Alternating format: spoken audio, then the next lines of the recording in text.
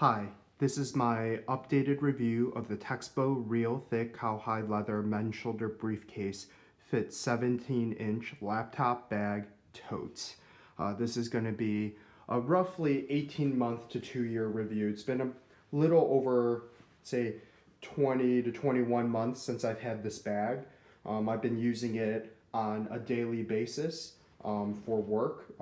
Based on the nature of my job, I work about 6 days a week, and I'm traveling a lot. I'm constantly bringing this bag onto planes, into rental cars, throwing it all over the place. Over the course of the last almost 2 years, this bag has survived multiple days in a row in 100+ degree weather in the trunk of a car, as well as sub-zero temperatures when it was -20 in Chicago recently. Sitting inside my car, and the leather essentially almost froze during that period, and this bag has held up incredibly well. So I am going to walk all of you through the individual parts of the bag and how they've all held up, and talk a little bit about how I use this bag. But real quick, I just kind of want to give you a brief overview of how the bag looks now after 2 years of continuous usage. So as you can see, this is the front of the bag. It's held up extremely well. I do condition this leather on a semi-regular basis, probably every 6 months or so. And it has really started to build up quite a bit of character. You can tell there are some scratches, but they don't really actually show up too much. The front of the bag also has done extremely well as well, and really hasn't suffered any tears. All the individual parts have held up well. These buckles do really well. You can kind of tell for how used the strap is. I do buckle this middle buckle on a very, very regular basis. I can't speak as much to these buckles on the side because honestly, I really just don't use it that much. I think it looks good, but it's so frustrating to have to undo 3 buckles and then buckle up 3 buckles. I almost always just use the single buckle here. On the side, this is the pocket I almost use 100% of the time. I don't really use the other one. It has stretched out pretty nicely just because of the way I carry the bag. This pocket here is right by my hand, so I can put umbrellas in here. It's almost always holding a water bottle. It's kind of stretched out nicely where I can fit a water bottle in and out whenever I need to. On this side over here, you can tell this is the pocket that I don't use as much. It's pretty much still brand new. It hasn't really stretched out. I find when I try to fit things in here, it still is really, really tight just because I don't need 2 pockets, so I never really use this one. These D-rings over here, I know there was a little bit of concern when I did my first video about how well this would hold up. I did like the fact that it was double riveted, and I will tell you, I almost exclusively carry this bag by a strap when I'm walking long distances, and I do sometimes have to walk over a mile, and I'm walking through airports. It has done incredibly well. There's been 0 fatigue, 0 breakdown. All the parts still really well, work really well. This kind of lobster claw clip still works really smoothly and well. And I actually use this all the time to switch back and forth. When I'm traveling, I actually end up using the claw over these 2 middle D-rings here to make it a little bit harder for things to get stolen out of my bag, because when you clip these 2 D-rings, it kind of holds the top of the bag together and it makes it really difficult to open and get around to. So I find when I'm in the airport and areas where I think there's a chance of things getting stolen, I just use these 2 clips. The back of the bag also has held up incredibly well. This is probably my most used exterior pocket for it. I'm constantly, when I'm walking around and I need papers I could grab quickly, they just go back here. I can fit whole folders in here, whole sheets of paper, legal pads, newspapers, they all go in here. And if you see my bag when I normally use it, this thing is filled. There's just stacks of paper in here that I need to have easily accessible. The one downside is when you do put a full sheet of paper in sideways, part of it sticks out on the top. And if you're walking long distances, you want to make sure it's papers you don't mind if they get wrinkled, because they don't look crisp at the end of your walk because your body's constantly rubbing against here and here, and the paper kind of gets folded and wrinkled a little bit. The bottom of these bags, honestly, I don't use these 4D rings on the bottom at all. They look nice. It sounds cool when you're constantly, putting the bag down on the ground. You hear kind of that satisfying click. But the bottom of the bag has held up incredibly well.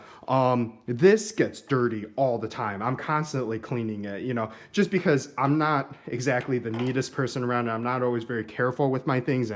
And I'm just throwing this down on the ground where it's dirty, and I find everything cleans up nicely. I had a little bit of concern about not having that full strap of leather, kind of like the way that saddleback does, and I have not run into any issues. This bag, probably 25% of the time it's being used is when I'm traveling for work, and this bag is filled to the brim. I mean, I load it up as much as it can. It probably weighs somewhere in the neighborhood of 20 to 30 pounds at that time, and this is all held up incredibly well. As for the strap of the bag, these two leather shoulder straps, which I know was essentially borrowed from the saddleback design, are so comfortable. They work extremely well. The only downside of this strap I can think of is the fact that sometimes it doesn't breathe well. When it's 100 degrees outside and you're walking around and you have pure leather against your shoulder, you will sweat, and this area will get really slick and wet. And I mean, there's really no way around it if you're just going to use 100% leather. This strap itself, kind of like I said, the bag is, I got it filled pretty high, and I was really worried I would have to at some point replace or fix this strap. I've been using the exact same belt buckle notch since I've gotten it day one about, almost 2 years ago. Like I talked about in my last video review, I love the fact that the second strap here, this holder is movable. It makes it a lot easier. I've been watching other online videos and some people cut it, some people are tying twine. I mean, I keep it about this far down and I just hold it there, and it does really, really well. Every once in a while, probably every 2 months or so, it does slide off. Just, given enough time, it will move, and I just have to put it back on. But otherwise, it's done incredibly well. So on the other part of this bag, this handle here, also, this is another way I carry this bag on a pretty regular basis. When I'm moving around during meetings and when the bag's not as heavy, sometimes I just have my hand here and I'm just carrying it. So I was a little worried that, these areas, the rivets and where it has been sewn down, would start to wear, and it's done really well. I don't use the handle as much, so I can't really speak to, people who exclusively carry this bag by the handle, how well it would wear over an incredibly long amount of time, but from what I've experienced, it's done quite well. This top buckle here, I actually love. I have a little USB drive that has a carabiner clip on it, and it's just clipped on here all the time. So when I'm giving presentation stuff, I'm not like opening my bag, searching around. It's just always up here ready to be used. As to the quality of the leather and how well it's held up, let me pull it a little closer and show you. This leather has done so well, beyond my wildest expectations as to how well it would hold up. You can tell there are some scratches from where I've used it. There are some areas here where you can tell there was a scratch here. With regular conditioning, most of these scratches just disappear. I'm guessing if you don't want to cover these up as much, and I will talk in a little bit about the conditioner I use and why I use it. The one I chose does tend to cover scratches up a little bit better than the other option, and it's just personal preference, I think. I will say on the back here, because I'm constantly flipping this bag open and close, after continued use, you can see there are these folds and creases in the leather. Originally, when these started to show up, I was a little worried that it was actually the leather falling apart and not doing well. It is some degree of that. You can tell there's a little bit of these waves that appear, but this started probably 8 months in, and it has looked essentially exactly the same over the last 1+ year since it came up. The one thing that is a little frustrating about this bag is if you don't fill it all the way, there's no bracing along the top of the bag. So it does crease and bend when you're carrying it, just because the straps are over here and the way the pressure is applied to the bag. So you can tell there's a single little crease up here in the bag. And that's just kind of naturally where it folds to when you're carrying the bag. And if you're a perfectionist, it may become a little frustrating, but otherwise I think it does fine. Compared to the saddleback, how does this do? I actually have a friend, co-worker, who bought a saddleback almost exactly the same time I bought this bag. He saw my bag and figured, I don't know, he would one-up me or something and bought the more expensive saddleback. And our two bags, we use about the same amount, and his has held up just as well. I will say some distinct differences. This leather has aged to a softer quality and more flexible quality than saddleback. I know several years ago, saddleback kind of changed the type of leather they used on their bag and went from really soft leather to a little bit harder leather that is, I think, kind of sealed in a different way. It gives you a little bit more of like a plastic type of feeling, though it is not plastic. You can definitely tell it's leather. And the difference between his bag and my bag is that his bag holds its shape a little better, and this bag is a little bit more, you can tell, kind of collapsible and just kind of folds back and forth. And to me, that's personal preference. I don't see a massive difference in terms of that between the two bags. Now, the inside of this bag, I will say, I absolutely love the inside of this bag. I stick to my previous comment that having a cover here of some sort of, tough nylon type of material is superior to leather. My buddy that has the pure leather interior of the saddleback and myself, I think we're both just obviously very clumsy people, because I've spilled, I can't even count how many bottles of water, Diet Coke, when I carry my lunch, sometimes it opens up, over the course of 2 years, when you're as tough on stuff as I am, it doesn't last long. And you can tell, I don't know how easy it is for you to see, but there are literally zero stains inside. I just take a wet paper towel, wipe out the inside, and it does great. These pockets are filled 100% of the time, and they are filled to the brim. I put a ton of my extended batteries. I have a little presenter clicky piece, as well as a wireless mouse I carry around. I have another little leather bag that I carry kind of the odds and ends that I'll need. I always carry like extra toiletries, and those always go in here. I have pens constantly clipped to the side here so I can grab them easily. Every part of this has held up really well. I particularly do love this extra strap here. This is where I keep my spare keys. So when I'm traveling and I pick up, a rental car, I just clip my extra pair of keys onto here for when I get off the plane and go home, and I know where it is every single time. It tucks in very nicely here. I think another question that I had in terms of usability was, with the two big pockets, how well does it do?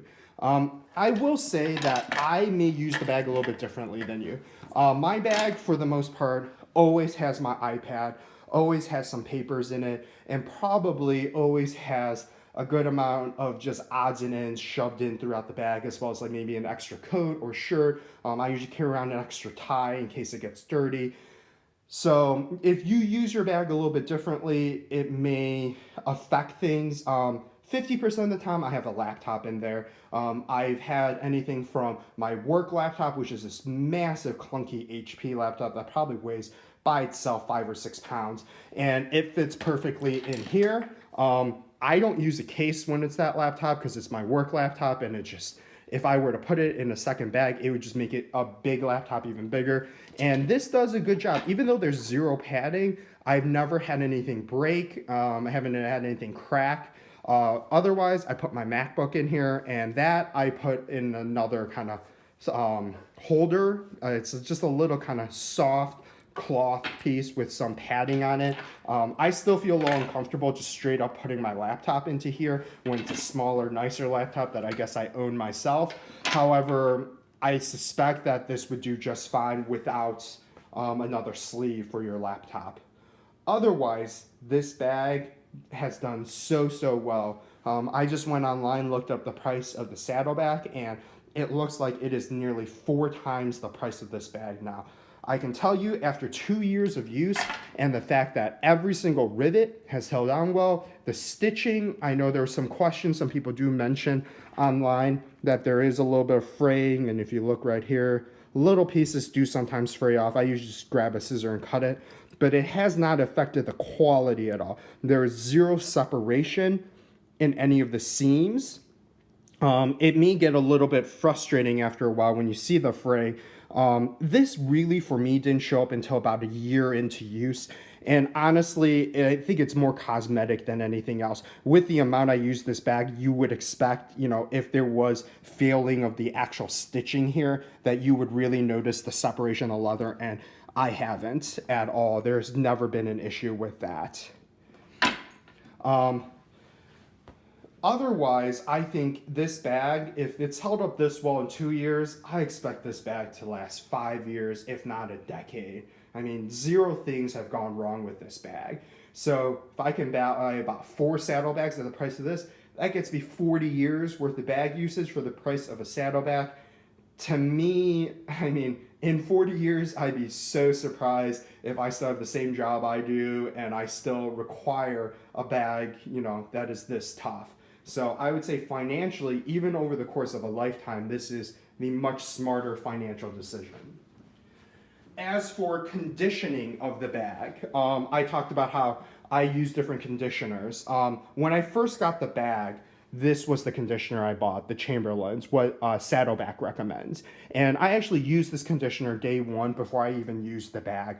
So I know there have been some comments online and in the reviews about the brown part of the leather rubbing off on your clothes. I can say when I used this at the beginning, I never had any issues. And I don't know if it's because I used the Chamberlain's leather milk and it kind of, I don't know, sealed it in or cleaned off whatever residual dye was on there, but that has not been an issue for me. I don't know if it's my particular bag or exactly why that's the case. So I found it surprising seeing those reviews, but it may have been how I used the bag. The one thing I will note about the Chamberlain's is it does a great job conditioning the bag, but it doesn't do a good job hiding scratches.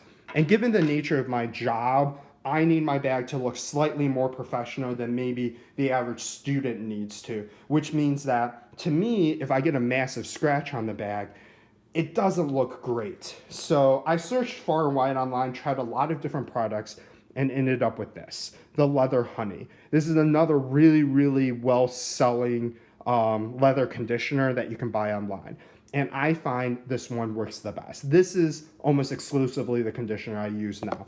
This Chamberlain's, honestly, I opened it day one, used it about 6 months, and then when it went and got hide the scratches in the leather, I started searching around, and I really haven't used it since. This is pretty much completely full.